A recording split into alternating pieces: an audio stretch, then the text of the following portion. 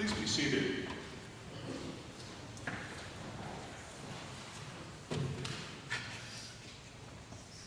I want to welcome all those who may be new or visiting St. Michael's Church. Welcome.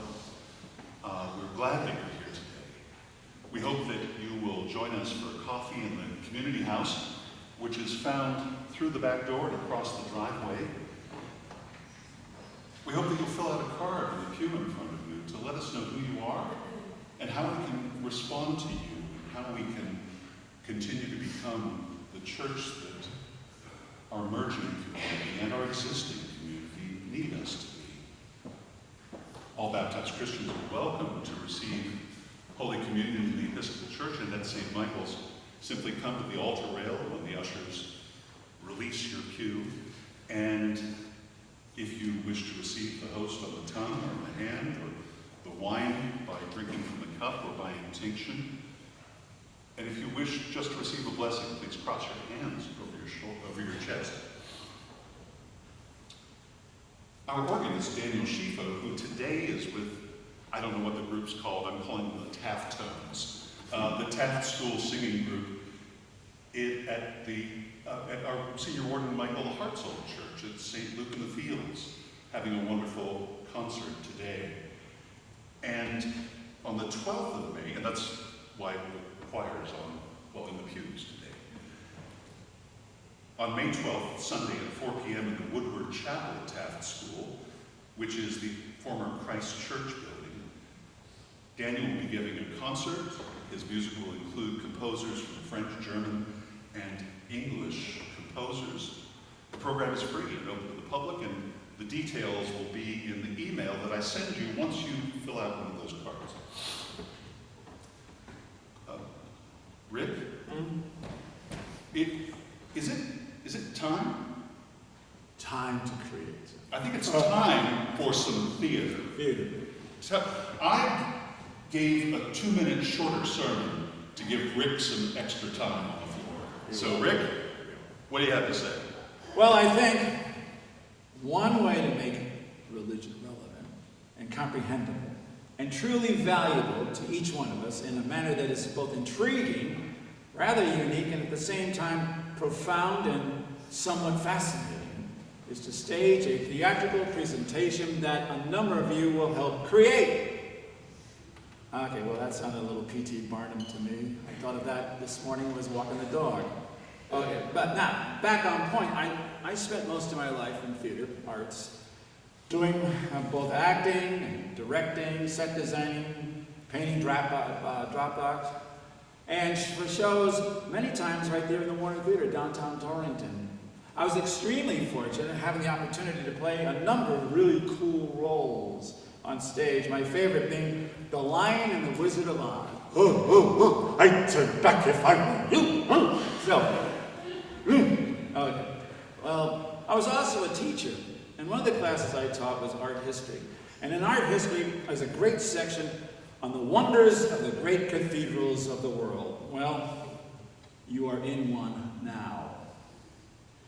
And in this theatrical presentation, which I previously mentioned, this right here will be the set for an original fictitious play that we, the collective we, will be creating, to be presented possibly 4 times over 2 weekends in the coming fall. A modern day play about faith, about passions, doubts, habits, fears, joys, and the deep inner belief in the wonder of it all.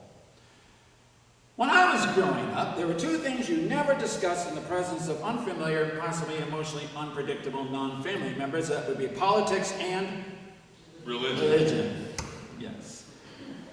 Well, anyways, this play that hopefully you will help create will be about 6 people who are here in this cathedral on an unspecified date and time. 6 people, male and female, dynamically trying to interact with one another, who have 6 different ideas on what God and Jesus, Christmas and Easter, damnation and forgiveness, hell and heaven mean to them.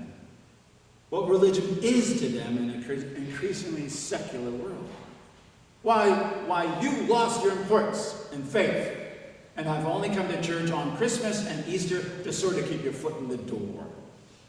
And you still say your prayers and know you're absolutely positive that God is indeed listening and loves you deeply, no matter what. While many others consider Sunday morning a good time to get some sleep, and the closest they come to discussing religious figures is twice a year, Santa Claus and the Easter Bunny. This play will be religiously positive in the end. You have to know that. But each night of the show, in each mind of each audience member that they'll be there that night, they will see somehow themselves. There should be a strong connection between the play and its audience. What I would like to do is get your input on your religious points of view and beliefs. Your input will create the characters. I would simply like to do an audio-only interview on a tape recorder with a number of you, totally anonymous. We can do it here at the church, over at the community house. We can do it on the phone, the village restaurant, where I still have a $35 gift certificate. But I would prefer to you not use texts or emails. I would rather literally hear the sense of joy and hope in your voice, the sense of passion and concern. I will be conducting these interviews over the next 2 months. After that, the script and the dialogue is put together. Anyone is invited to try out for any roles, whether you've been on this stage or not. Also, already signed into this venture is Mason Quinn, a rather remarkable young man who actually is studying to be a priest, who you've heard a number of times speaking beautifully right here at this podium. We will be welcoming other parishes that could be in our audience. We would like to get the word out in a number of ways to get as many in attendance as we can. This play should be certainly quite unique, but more important than that, it will be important. The play will be a potpourri of smiles, some laughter, deep concerns, deep beliefs, angered voices, and attempting to find some sort of common respect and understanding with 5 other people there, actually here, that unspecified evening. Once we start trials, we will announce the details of the production, but for now, we would like to start with the interviews that will actually create this rather important project. You can either talk to me or Ian, or call and leave a message at the church. If you want to contact me right after the Mass or whatever the church hall over there, I'll give you a piece of paper with my email and phone on it, maybe take your name, so that we can communicate that way. We need you to tell us your story, your ideas. So go ahead, let's just jump into the deeper end of the pool, all right? Please, believe me, you'll be glad, I really believe this, you'll be glad you did. And maybe, actually, it's time to think outside the box and awaken that child within us about the wonder of all of this. Thank you very much.